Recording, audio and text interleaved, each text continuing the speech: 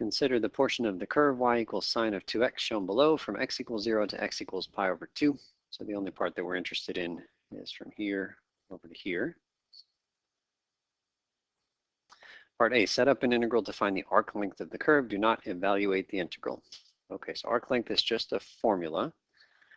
It's integral from A to B square root 1 plus f prime of x squared dx.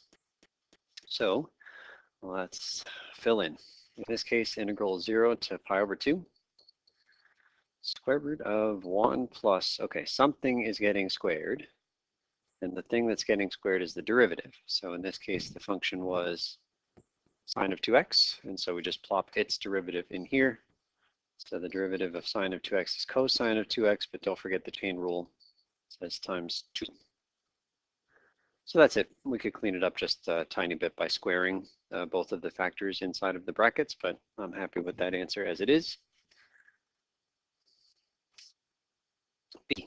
The region between the curve and the x-axis is rotated about the y-axis. Set up an integral to find the volume of the resulting solid of revolution, and we're going to do slicing and not worry about evaluating the integral. Okay, so we've got our region. It's bounded by that orange curve and then the x-axis. So there's our space in between there. And then we're spinning around the y-axis. And so I'm going to draw another copy of this thing out here. And the question is, should we set up a horizontal slice or a vertical slice? Well, it's up to you. But in this case, the function is already solved for y. And if a function is already solved for y, I should say if an equation is already solved for y, then it is more naturally a vertical slice. If you chose to do a horizontal slice, you would need to solve that formula, that equation for x, which involves inverse sine. And in fact, if you draw a horizontal slice, you'll see that the horizontal rectangle there touches the curve twice. And so there's some kind of like symmetry, like a plus minus type thing happening there. Whereas with our vertical rectangle, it touches the curve on the top and then the x-axis on the bottom. So I just think it's simpler to do it this way. And so because we're spinning around the y-axis, and in this case, the slice is parallel to the axis that we're spinning around, is it a disc, a washer, or a shell? So in this case, we get cylindrical shell, right? A really thin cylinder. Okay, I know hardly anything about cylindrical shells, but I know that the volume of one of these slices is the formula for the volume of a cylindrical shell, which is 2 pi RH times the thickness. So we're not using the volume of a cylinder formula, we're approximating the volume of that cylinder, the empty cylinder, with the surface area times the thickness, surface area of the cylinder times the thickness. Okay, so now we start filling in. All right, so 2 pi, and then we need a radius and we need a height. Okay, so the radius, I'm going to label this point right here with a generic x comma y. One of those letters is the radius and the other one is the height. The x is the radius and the y is the height. So let's come down here and substitute. X, h, oops, x, y. And then the thickness. What's a good name for the thickness of this rectangle here? Well, I sure feel like a delta x. It's a good name for the thickness. It's a small change in x. Okay, we're getting there. And then finally 2 pi x, but then instead of y, I want only x's here because I can see that this is going to be a dx integral because of that delta x. So I don't like the y. So then we just change the y to sine of 2x. And then I think we're good to go. So that's the volume of one slice, and then the volume of all the slices is, so I'm going to leave a tiny space, but it's a summation. 2 pi, and then all these x's become x sub i's. Sine 2x, but that x also becomes an x sub I. The delta x does not become a delta x sub I. That one stays. And then we're going to go from I equals 1 to n every time. And then if I wanted the true volume of this solid, then I should let n go to infinity. Number of slices should go to infinity. And now that it's in exactly this form, we know that we can represent this as an integral. And so then our final answer here, integral in this case from 0 to pi over 2. 2 pi, xi goes back to being x, sine of 2xi goes back to being sine of 2x, and then delta x becomes dx. So we don't need to evaluate it. We're done with the problem here.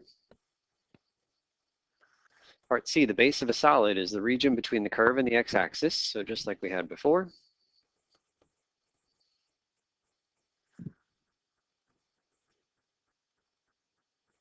And then it says cross sections created by slicing the solid with cuts perpendicular to the x-axis. So perpendicular to the x-axis is this kind of thing. It'll have a little bit of a thickness, but I won't draw that.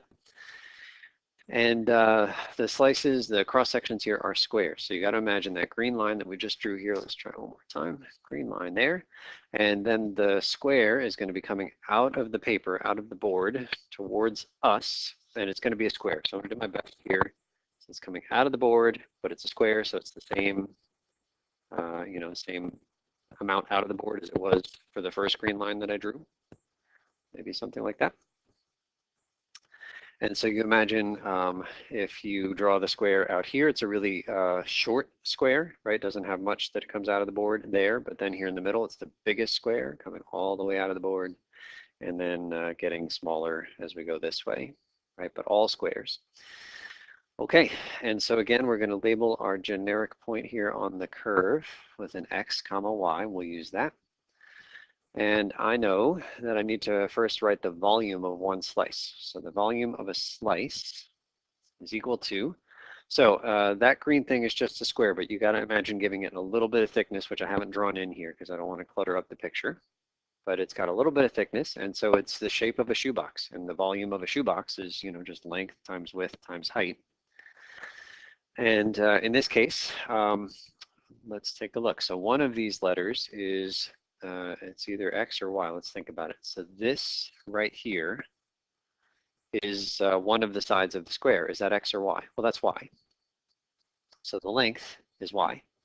And how about the width? Well, the width, let's say, is the one that's coming out of the board, but it's a square. And so it's the same width as it was a length. So this is another Y. And then the height of my shoebox, I actually haven't drawn, but again, we're imagining this shoebox has a little bit of thickness here. And so what's a good name for that tiny thickness there? Well, that's a delta x. Well, that's too bad because that means the integral is going to be a dx, which means I can't have either of these y's in here. We need to replace both of them. So let's keep going here. First, we'll call it a y squared delta x. And then we're going to change, instead of y, we're going to change y to the formula that we have given to us. And that formula is sine of 2x. And I think we're happy now because it's a delta x becoming a dx integral, and now my sine of 2x has only x's in it.